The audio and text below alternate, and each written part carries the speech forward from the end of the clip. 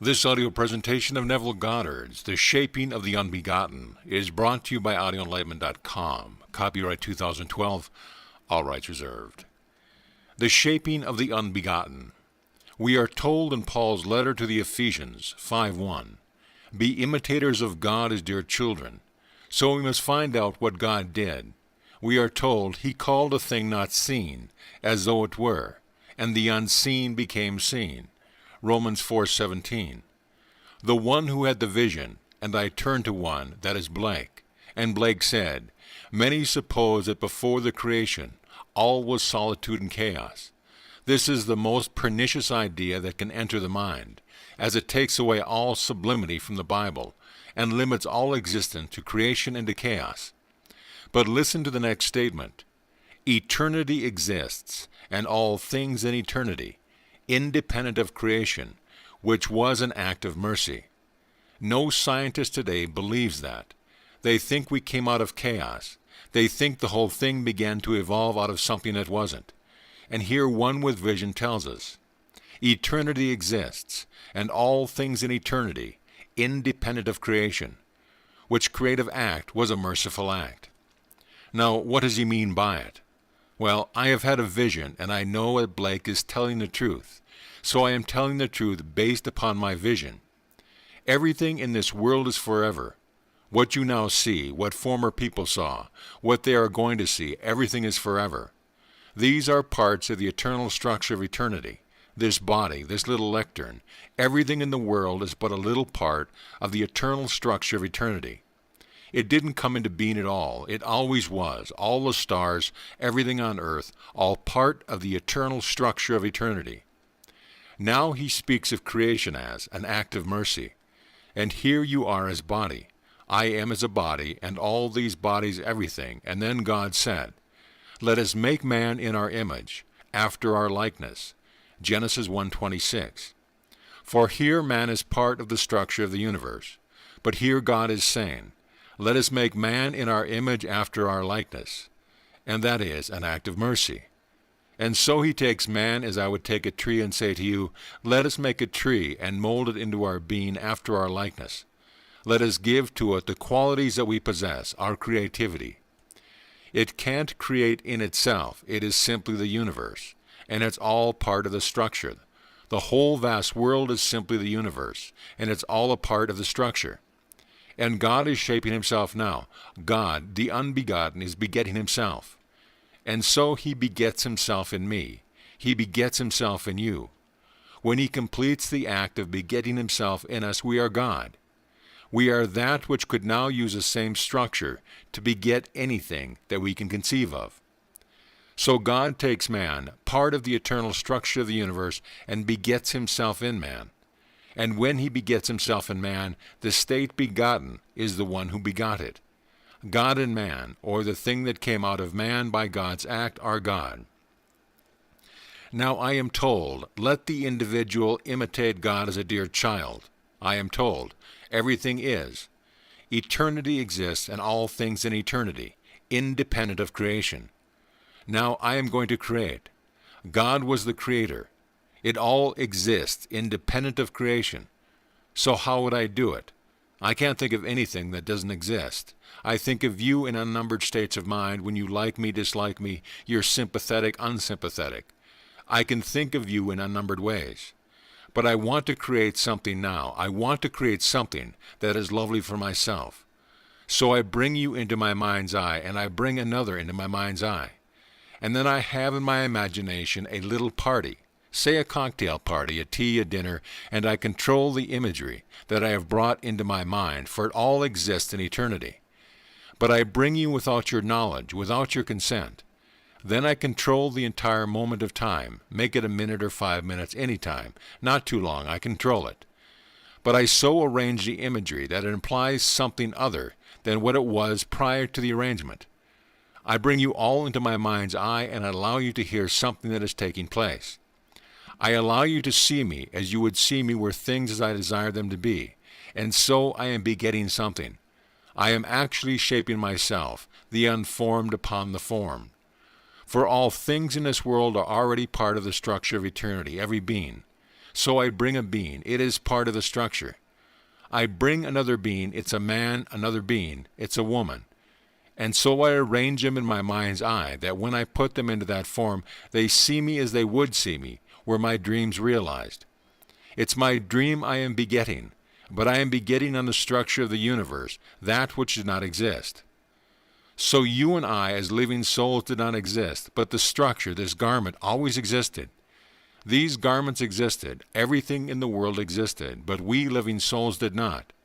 And God begot us just like himself to become a creative being just as he is. You take the same structure and then create and create and create. So, be ye imitators of God as dear children. How did he create? Well, this is how he creates. He called a thing that was not seen as though it were seen, and the unseen became seen. Romans 4:17. That's how he does it. Let me go back and requote that brilliant Blake, and may I tell you, I can't read anyone in this world that I would put even near him. I go back into the Bible. Yes, he's equal to all the great prophets of the Bible. He brought it into our tongue today so we can grasp and understand it. He said, "Many suppose that before creation all was solitude and chaos." This is the most pernicious idea that can enter the mind, as it takes away all sublimity from the Bible and limits all existence to creation and chaos. Eternity exists, and all things in eternity, independent of creation, which was an act of mercy. Just imagine, if God did not take this from what was himself, and through his wonderful intense desire on his part, create his image out of that which was, we would not be here as living, creating beings, creating and miscreating, but creating. If we miscreate unnumbered times, we can still create. A miscreation is still a creation. I bring war, revolution, all these horrible things into the world. It still is creating. And eventually, he who started this process will bring us into his own likeness. And we will be one with God, but just as he did it out of things that are eternal parts of eternity, that this body and this little thing here that will seemingly decay. And this will decay, the garment will decay. All will decay. It does not really, that's the great illusion, it is forever. Everything in this world is a part of the eternal structure of the universe, and out of all these parts God then said, "Let us make man, for we already existed like a tree." We don't make man out of the chaos. Man exists. It's part of the structure, part of the universe.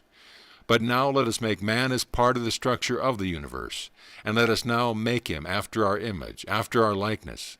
And so he takes man and makes man into his image. Now we go back into the book of Genesis and see what he does with man.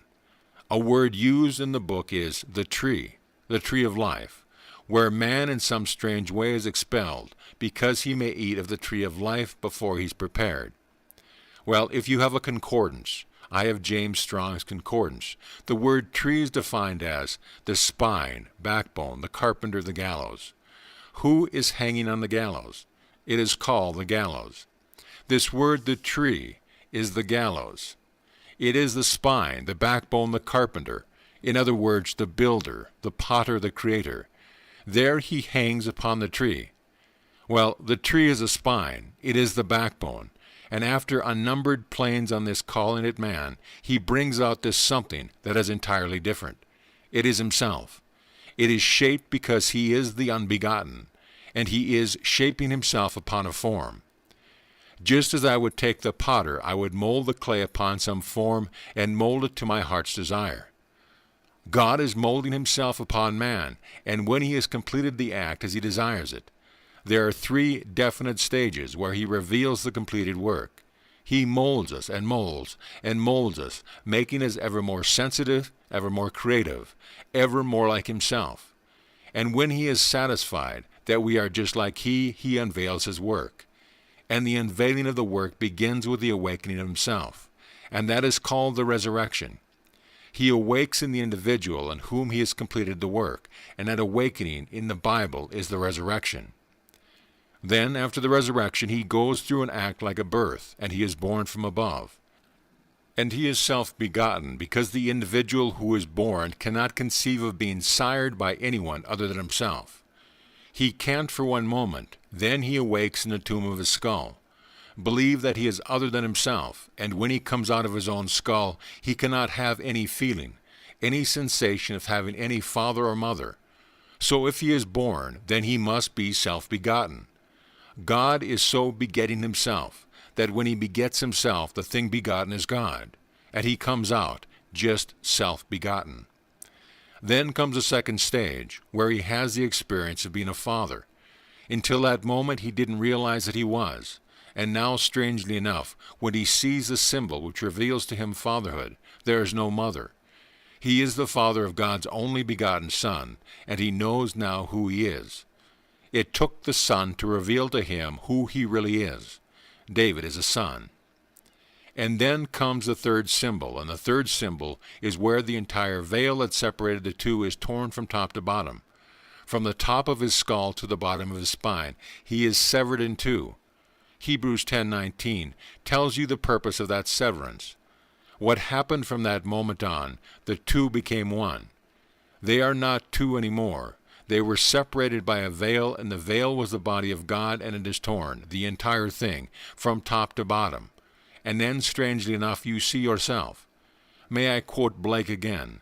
I behold the visions of my deadly dream of 6,000 years, dazzling around the skirts like a serpent of precious stones and gold.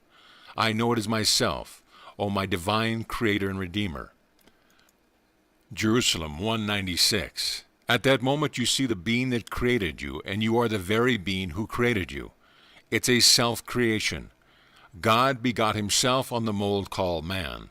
And at that moment when you see it, after the splitting from the top to the bottom, you see this moving, lovely golden liquid light, and it's you. And you know it, and you say, I know it is myself, O my divine Creator and Redeemer.